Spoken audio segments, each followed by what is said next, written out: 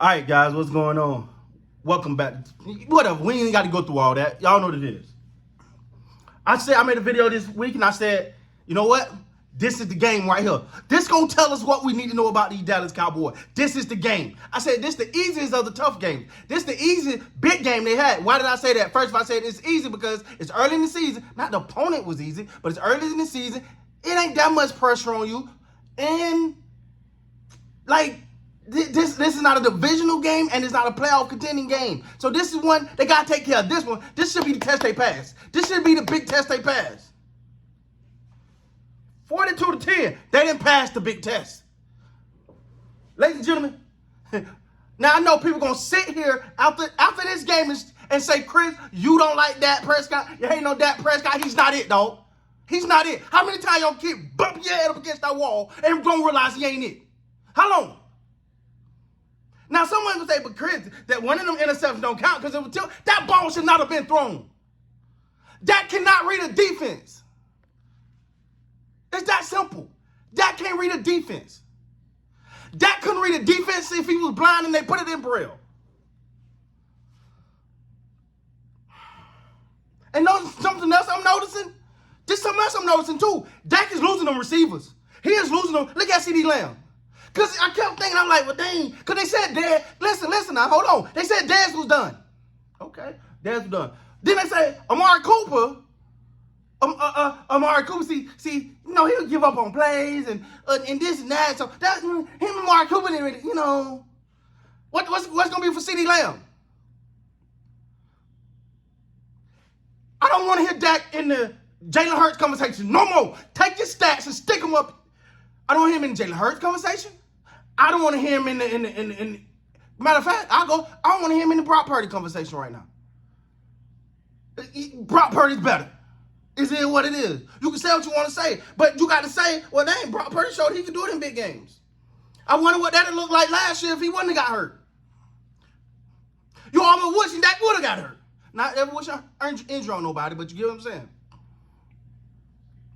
Dak is bad, bro.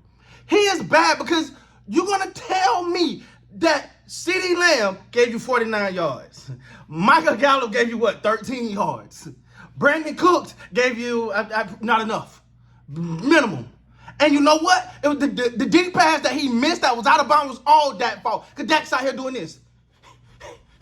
He thought it was him who was. And then throwing, and then threw the ball completely out of bounds. Could nobody catch it. Dak is bad, bro. The Dallas Cowboys will do what you think they're going to do every time. Every freaking time. They're going to do it. They're going to come out. They're going to beat up on bad teams. You're going to say they're going to beat the Chargers. You know why? Because the Chargers might mean they probably beat them. Every time there's a simple task at hand, beat someone when it matters. Beat a good team, they fall flat on their face every time. What Dallas got to do is go find them a quarterback. Go find you a quarterback. You ain't had one in some decades. And I'm going back to Tony Romo. Because just like that, Tony Romo was the same way. The yards will be pretty. It'll be exciting. But he ain't going to bring that big one home for you. He ain't going to bring that key game home for you. He won't. It's just not in them. San Francisco look like bullies out there to them boys today.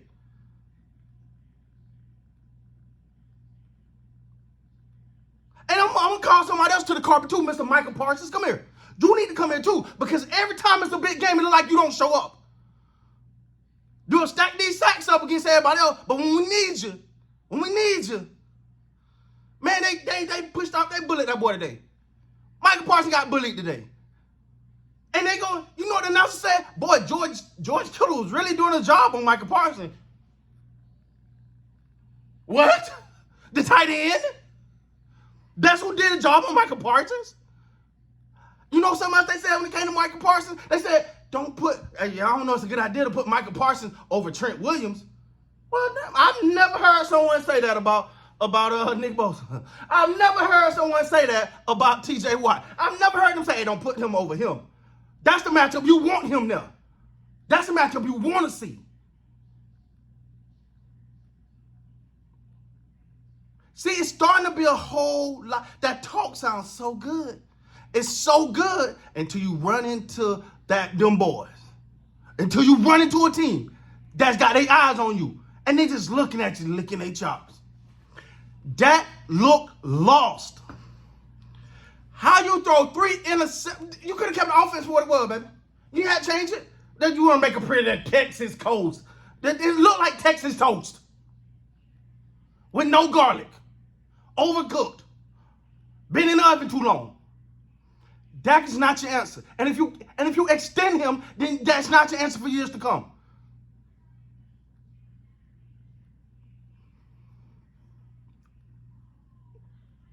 Michael Gallup had a drop, okay. CeeDee Lamb had a drop. I think they were just surprised to see the ball. They go, oh, he threw it. Man.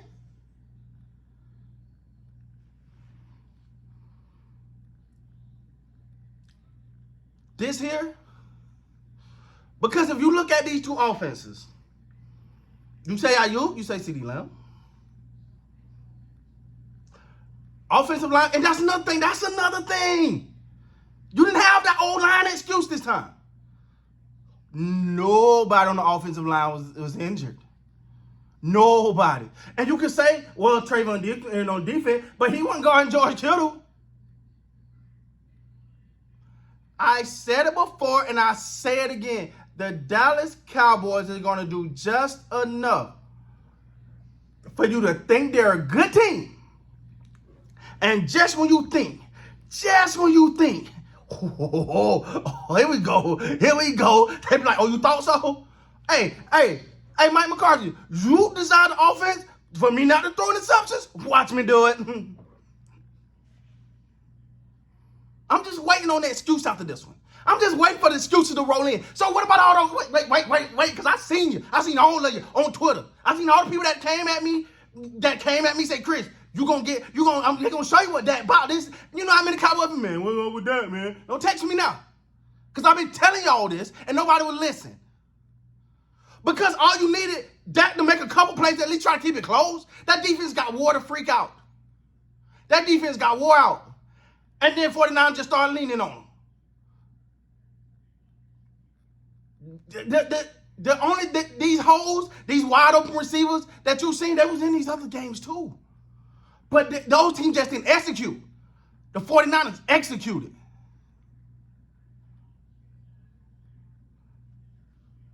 As long as you keep trying to take someone, you're trying to get, because they don't want to really go and get a quarterback. You better go get a good quarterback. Someone that you be like, hey, I need you to go win me a game against a good team. Because that might get you one over the New York Jets. He might get you one over the Giants, the Commanders. You know, he might get you one over the Bears. He might get you one over them. But when you put him in front of the Eagles, when you put him in front of the 49ers, when it matters. And this wasn't even one that really matters. You just want to see where they measure up. They can't hold the 49ers broomsticks. This is sad. It is pretty sad. So I just want to know what the excuse is now. Come on, give it to me. Give me the excuse. Now, I'm not 49er fans. I know how this goes. You finna let me have it up under the comments. Hey, what can I say? What can I say? What can I say when my team go out there and whip the bed like this? So, with that being said, guys, please like, comment, subscribe to the channel. And until next time, I signed off, an embarrassed Cowboy fan.